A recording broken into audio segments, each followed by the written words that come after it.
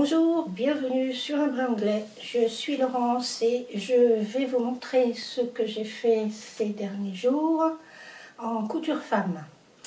Donc j'ai beaucoup galéré en essayant de coudre du polyester. Donc je vais vous montrer ce que j'ai réussi à faire quand même. On va commencer par ce petit cache-cœur que j'ai à peu près bien réussi, sauf que je n'ai pas tiré sur la bande du haut comme il était indiqué sur le patron, parce que justement ça glissait et que j'étais pas à l'aise du tout.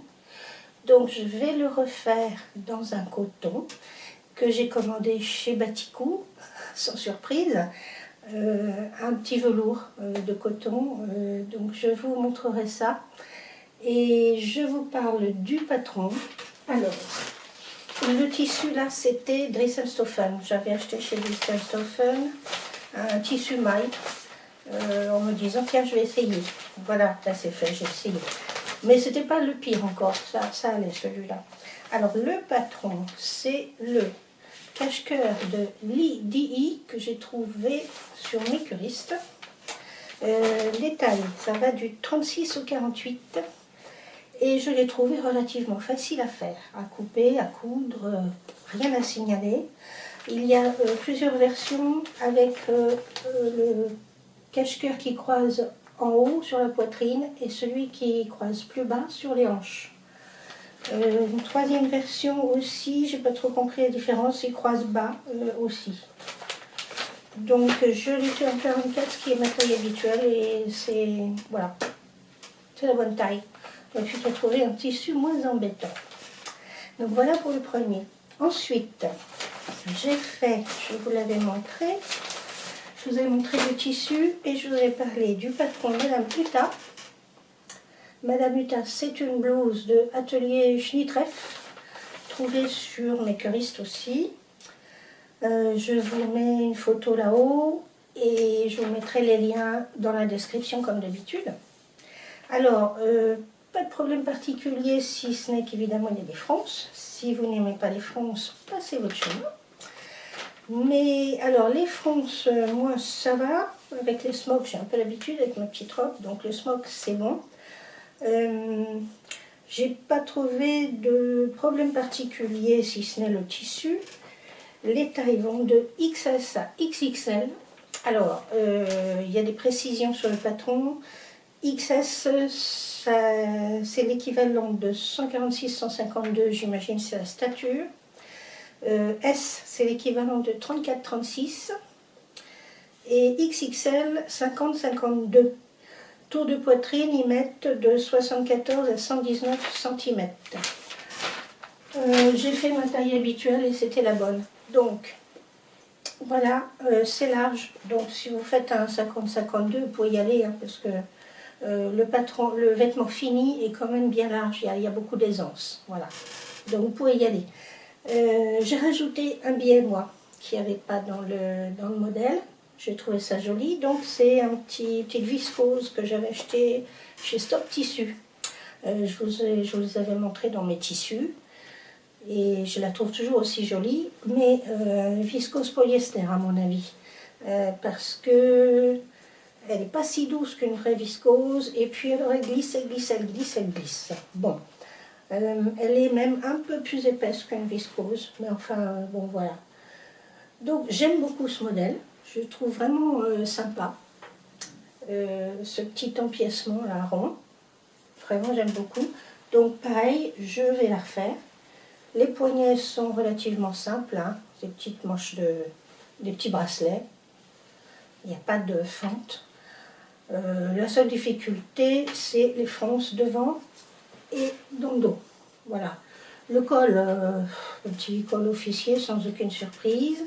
Et la petite patte là, ça n'est pas une patte comme les polos. C'est en fait les deux pièces du devant qui se superposent et que l'on coud ensemble, puisque en dessous, après, on a le devant. Donc beaucoup plus simple qu'une patte polo. Voilà, je dirais pas de difficulté particulière, ça taille bien et je trouve très mignon. Mais je suis fâchée avec le polyester. Ensuite, pendant que j'étais dans les polyesters, Je vous avais montré aussi ce tissu pour me faire une jupe.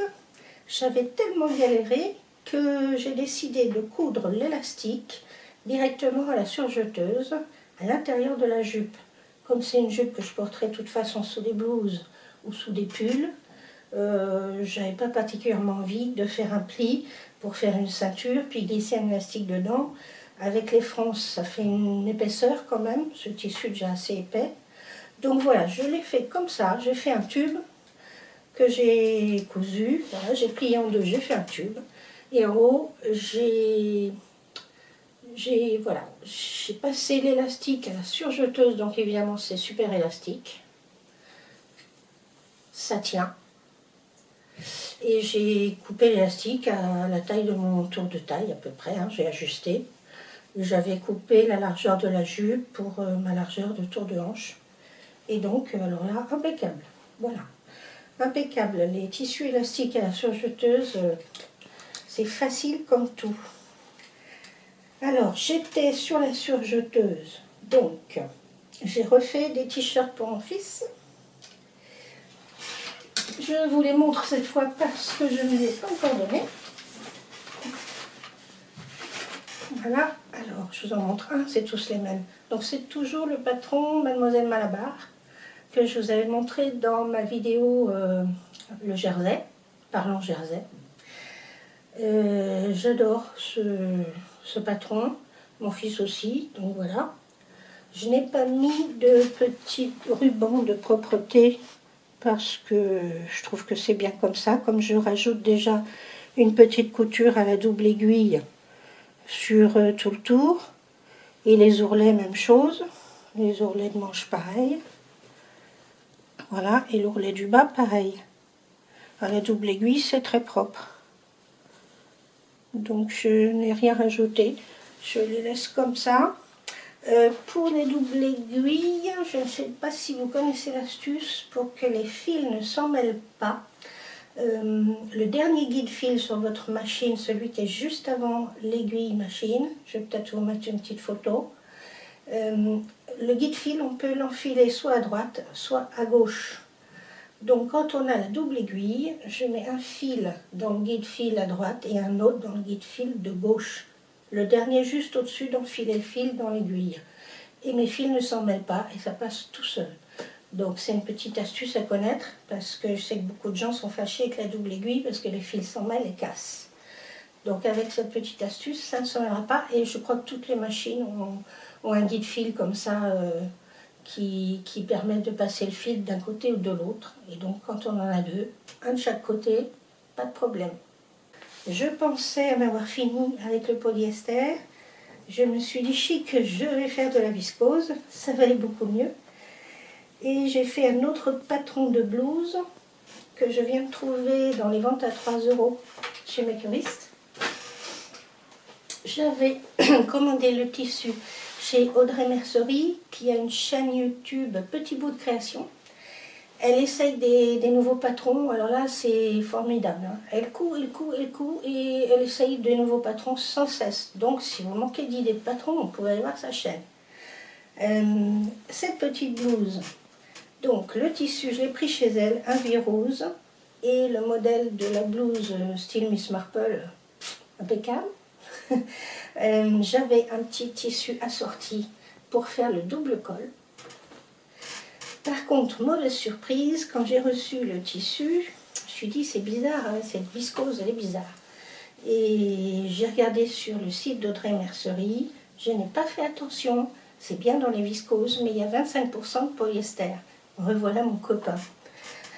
Donc j'ai galéré aussi, malheureusement. Bon, ça ne glissait pas tant que du polyester.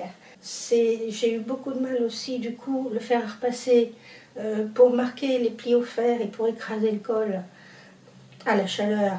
Et bien, comme il y a du polyester dedans, elle n'aime pas du tout, ce tissu n'aime pas du tout le fer à repasser. Donc, pour marquer les plis pendant la couture, vous repasserez, si je puis dire. Et pour que le col soit bien maintenu, comme c'est assez épais puisqu'il y a un double col en plus, j'ai fait des petits points. J'ai attaché la parmenture avec le grand col du dessous. pour qu'il reste bien à place, sinon ça avait tendance à pas se tenir comme il faut. Voilà, parce que je ne pouvais pas écraser, quoi. Mais enfin, c'est un tissu effectivement très doux, comme présenté, hein. Il est très doux, la couleur est belle, et ça change un peu. Alors, le patron. Le patron, celui-là, c'est la blouse Lorena. Je vous mettrai le lien aussi. Et une photo, je vous mets une photo là.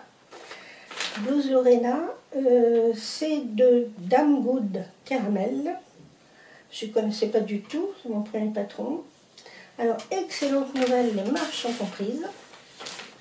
Et excellente nouvelle aussi, l'assemblage des feuilles en patron PDF se fait bord à bord. Pas de découpe du tout. On met les feuilles bord à bord en scotch et après il n'y a plus qu'à décalquer ou découper. Donc là déjà ça commençait bien. Et puis bah, je trouve très mignon ce petit patron. J'ai mis des petits boutons là qui me restaient, des boutons à recouvrir que j'avais depuis un petit moment. Et donc je les ai recouverts avec le même tissu que le col. Je trouve ça très mignon. Par contre les boutons à recouvrir, ceux-là j'aime pas trop, c'est pour ça que je les avais pas utilisés, qu'ils étaient dans la boîte depuis un moment, parce qu'ils ont, je trouve, voilà, un pied assez grand, donc j'ai du mal à les faire tenir bien droit. Il faut que je trouve une autre sorte de bouton à recouvrir. Sinon, au niveau de la taille, alors, au niveau de la taille, 34 au 48, elle est très ample, même trop ample, je trouve, sur les côtés, donc moi je vais la reprendre un petit peu, parce que j'aime pas trop l'effet parachute quand même. Je trouve que là ça fait, je suis à l'aise quoi, hein. Donc si vous faites un petit 50, vous pouvez y aller. 48 ça doit aller, parce que vraiment c'est très large. Et sinon, pas de difficulté particulière, à part les deux cols l'un sur l'autre. Elle conseille de bâtir, c'est ce que je fais. Je bâtis à la main pour maintenir les deux cols ensemble et ensuite pour maintenir les cols sur la blouse. Je refais un deuxième bâti. Puis j'ai posé la parmenture dessus et j'ai cousu. Et c'est là qu'ensuite on met à l'intérieur de la parmenture et qu'il faut aplatir le col. Donc très jolie, je referai certainement une aussi, ça change un peu, c'est une petite fantaisie, un peu comme la blouse Tilda que j'aime bien. Voilà. Et puis, grosse galère, dernière grosse galère. Alors, voilà. J'avais commandé chez Dries & Stoffen ce tissu bouclette. J'avais trouvé très mignon la couleur et le tissu. Et c'était vraiment pas cher. Donc j'ai dit, bah, je vais essayer de me faire une veste, on va bien voir. J'ai vu. J'ai vu. Bon, c'est très très épais. C'est vraiment très épais. Ça glissait sous la machine tout le temps. Ça n'arrêtait pas de glisser. C'est un patron Burda, donc j'ai fait une taille en dessous. J'aurais dû faire 2 tailles en dessous. Je ne l'ai plus en tête, je vous le mets là, le patron. C'était au départ une veste Silberberry, un peu, évidemment, un petit côté anglais. Je n'ai pas mis de col, alors ça c'est pas parce que c'était très épais, c'est parce que moi je porte des écharpes et des foulards tout le temps. Donc col et foulard ça fait beaucoup. Donc de toute façon je voulais pas mettre de col. Les poches par contre normalement ont un petit rabat qui vient se mettre par-dessus l'ouverture de la poche.